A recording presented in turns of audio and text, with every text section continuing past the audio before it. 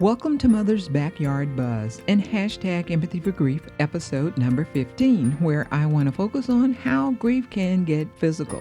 Each episode is all about breaking the silent struggle around grief and loss. My podcasts are based on my personal grief journey and reflections from my book, My Backyard Garden, a memoir of how love conquers grief.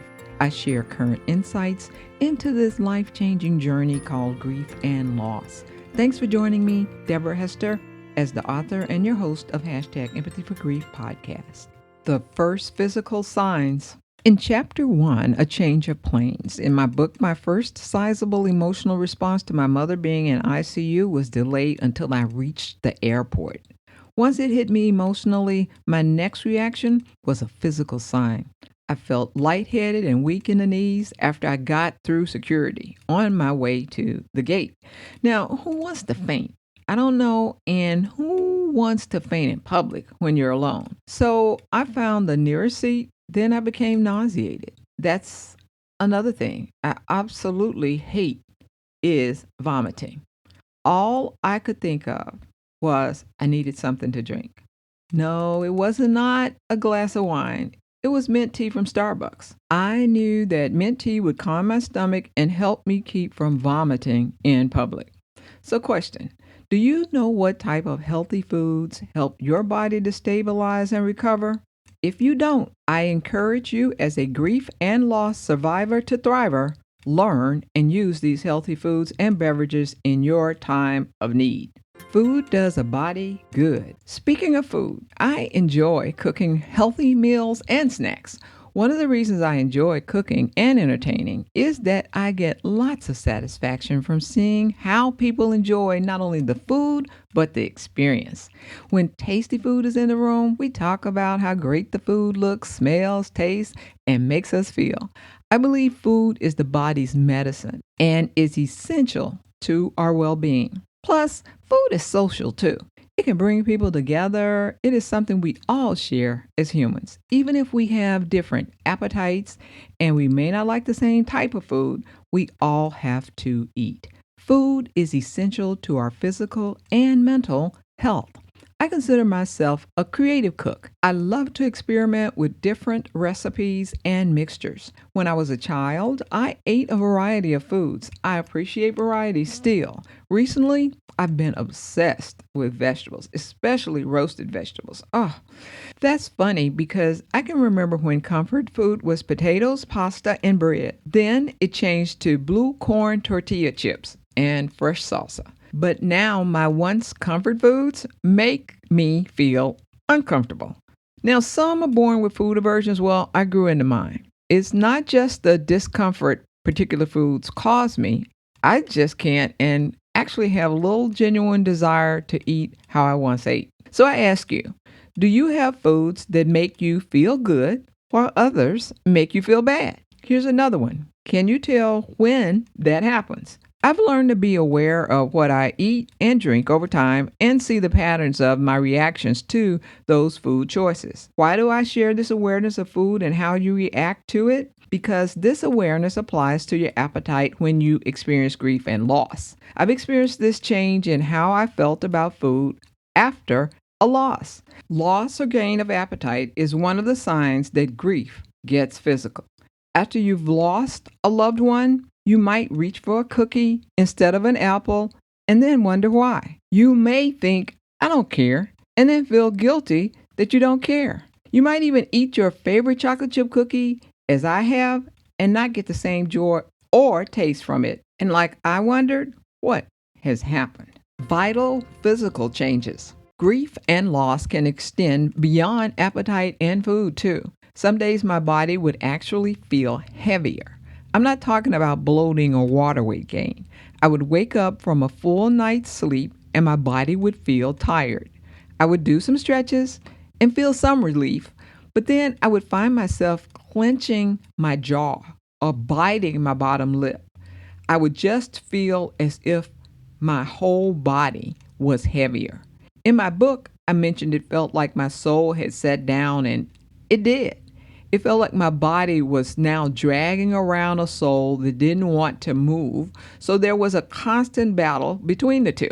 The struggle will result in aches and pains in new and unusual places. I don't have underlying health issues, but there were times when I would feel tingling sensations running down my arms, my face, and legs as if I could feel the nerves under my skin.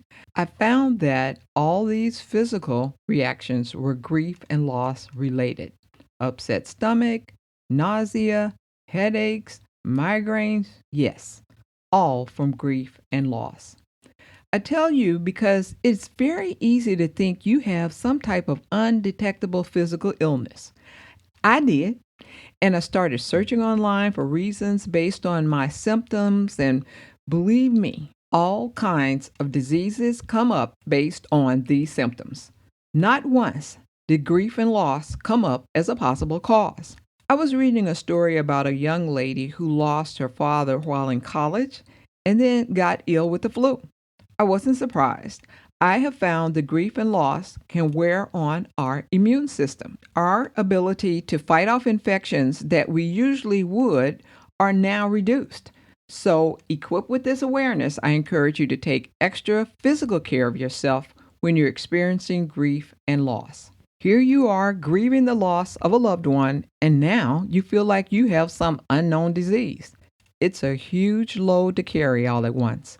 As always, I encourage you to see your doctor if you don't feel well physically. Loved ones, I'm here to remind you that you may not think about telling your doctor that you just lost a loved one, a job, or some other significant change in your life. May is Mental and Behavioral Health Awareness Month. This year's campaign is hashtag Break the Stigma. Of course, I agree. As a society, we are beginning to realize the impact of grief and loss as a possible underlying condition for depression. So I'll add hashtag empathy for grief and loss for yourself and others. Still, I haven't had many medical doctors in my past that have asked me about lifestyle changes. However, now that I know the impact of lifestyle changes on my physical health, I have started to share my lifestyle changes with my doctors. You can get physical too. I know I have to mention how exercise helps, and it really does help. But I had to find something physical that worked for me. I encourage you to do the same. Often when we say exercise, most of us, including myself, think of vigorous exercise like running or walking or going to the gym. That's all good, but it's not the vigor as much as it is the rigor. Okay, that rhymed. But what I meant by rigor is being strict about doing it regularly, building a routine around the consistency of doing some exercise versus how much you do. As you start to enjoy doing your favorite stretch or movement, time just passes by and you spend more time doing it. Okay? All I'm trying to say is it's a Nike moment. So just do it on the regular. The final on physical. I hope you continue to remember that grief gets physical as well as emotional. The physical signs might throw you at first because our emotional responses are on overdrive and sporadic. So watch for these physical signs as our emotions go up and down. Our bodies as well as our minds react to grief and loss. Grief gets physical. It's all about the changes we're going through as we adjust to a different life and lifestyle. Now, when sorrow or anxiety from loss strikes, I'll take a B complex supplement or a warm shower or the combination of the two. My grief relief favorites are lavender scented oil, warmed turkey, or sleepy time tea. I'm sure you have some favorite grief and loss relief remedies for our body when grief and loss gets physical. So feel free to share your remedies with all of us on my social media sites. As always, I want to thank you, loved ones, for listening to hashtag Empathy for Grief podcast episode number 15, where grief gets physical. My podcasts are based on my book, My Backyard Garden, a memoir of how love conquers grief. My book is a quick read. It's meant to capture and share the reality of life after loss and inspire reflection and conversation for those of us who are on this grief journey or know of someone who is. This is Debra Hester, your host, where I pledge to continue to break the silent struggle with grief and loss. Remember, move forward with more empathy, less sympathy. If you found the podcast helpful, it's available free on Mother's Backyard Buzz blog at www.mothersbackyard.org. Video versions of #EmpathyForGrief are available on YouTube at Mother's Backyard Enterprise channel. Please subscribe. The podcasts are available on some new podcast providers like TuneIn, Stitcher, and Himalaya, in addition to Spotify, Apple, Google, and iHeart. #EmpathyForGrief podcasts are on FM radio with Force 3 Radio Network. Force 3 Radio streams online at www.force3radio.com. Airing the podcast now at 3 p.m. Central Standard Time during their All Inspirational Music Sunday. I invite you to find out more about my mission at www.mothersbackyard.org and join me next week when we will continue with Chapter 1, A Change of Planes, in my book, My Backyard Garden, a Memoir of How Love Conquers Grief, and the buzz will be about a portal to another world. Peace and blessings.